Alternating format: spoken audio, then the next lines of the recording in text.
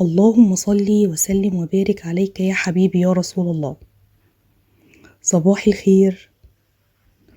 زي ما انتوا شايفين انا قمت واستعنت بالله، وبعدين دخلت كده على الصالة بتاعتي، لقيتها بالمنظر اللي انتوا شايفينه. انا في العادي لما بكون نايمة متأخر بسيبها لحد الصبح ما اقوم ابتدي اظبط فيها. انا بنضفها كده تنظيف يومي، مش اسبوعي ولا شهري. شايفين طبعا استاذ سليم رميل اللعب بتاعته في كل حتة، بس على قلبي زي العسل. هبتدي كده انضف الركنة بتاعتي، اي فرافيت كده مرمية عليها اي حاجة كده من بالليل هنضفها اهو. طبعا انا مش هدخل المطبخ ولا احضر غدا ولا هعمل اي حاجة غير لما احس ان الصالة نظيفة وانا راضية عن شكلها. قومي كده واستعيني بالله واعملي حاجتك بحب، وما تنسيش بقى وردك كده الصبح وانتي بتنضفي اهو. مخبيلي حتى اللعب تحت الركن. هكنس كده الكنس العادي بتاعي، يعني تنظيفة كده ممكن اعملها مرتين ساعات كمان في اليوم، لما بتكون الصالة اتلعب فيها اكتر من مرة وتحط فيها لعب كتير اهو. ده سليم طبعا عمال يرمي برضو في اللعب. شوية بقى مية وشوية خل ديتول معطر، بس يعني انا بحس ان الخل بيلمع شوية البورسلين اهو. تلميعة بسيطة جدا زي ما قلت لكم، ده تلميع يومي بعمله بصفة يومية. تمام، نفرش بقى الصالة بتاعتنا ويلا ندخل على المطبخ. دخلت على المطبخ زي ما انتوا شايفين، انا محضره لكم كل حاجة اهو. اللحمة معصجاها والسمنة حطها في الطبق سايحة، وكمان حاطة اللحمة بتاعتي على البوتاجاز. ودي بقى صينية رقاق كان نفسي اكلها انا والاولاد، يعني طلبوها مني بصراحة، فقلت اعملها النهاردة.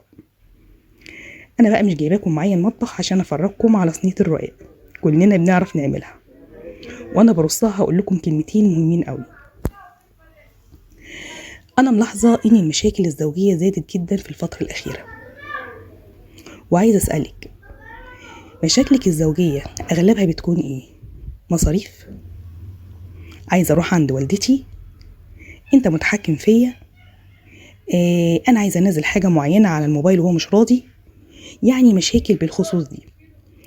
اي مشكلة ايا كانت، كل ما تديها حجم كبير كل ما تزيد ويعند فيها معاكي اكتر. عندك مشكلة مع جوزك؟ بلاش تتكلمي فيها قدام العيال، بلاش تيجي قدام عيالك وتحاسبيني على جوزك، بلاش تيجي قدام عيالك وتدعي على جوزك، بلاش اي لفظ سلبي قدام الاولاد يقلل منك.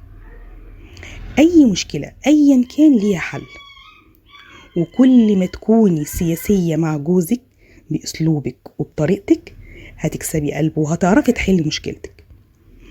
في رجالة عنادية قوي، وفي رجالة طبعها صعب ومهما تعملي معهم ما بيتغيروش. انا ده بعتبرهم ابتلاء من ربنا، اصبري عليه واحتسبيه، وصدقيني هتلاقي ربنا بيعوضك في حاجة تانية.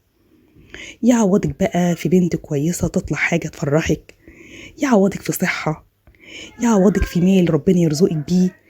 المهم ان ربنا مش بينسى.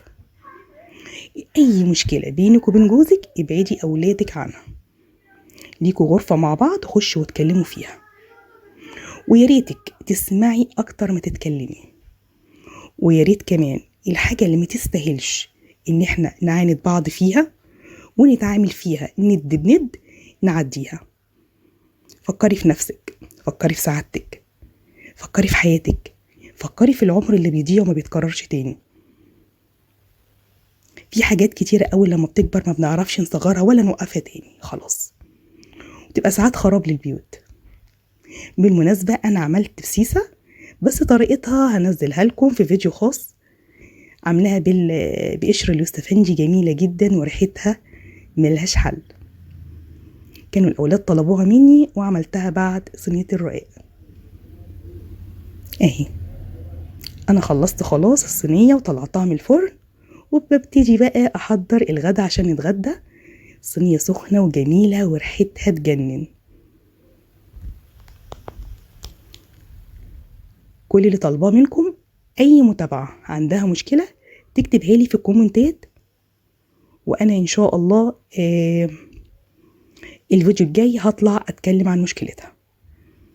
ده شكل البوتاجاز طبعا بعد نهاية اليوم، بعد ما خلصت بقى كل حاجة. اتغدينا وكمان كانت المواعين اتغسلت، قلت مش هطلع من المطبخ الا ما احس ان بوتاجازي نضيف وانا راضية عنه. هبتدي بقى اغسله ولمعه، وبعدين بقى اطلع اشوف نفسي، اغير هدومي، البس بقى حاجة كويسة كده نضيفة، حبة برفان كده بقى حلوين. يعني مش هنبقى طول اليوم واقفين لولادنا ولجوازتنا وبس. يعني حاولي برضو تدلعي نفسك كده، ونفسك دي ليها حق عليكي كبير قوي. مش هتقدري تقاومي ولا هتقدري تكملي وانتي مش واخدة حقك. انتي اللي هتقدري تساعدي نفسك، لا زوج هيساعدك ولا اولاد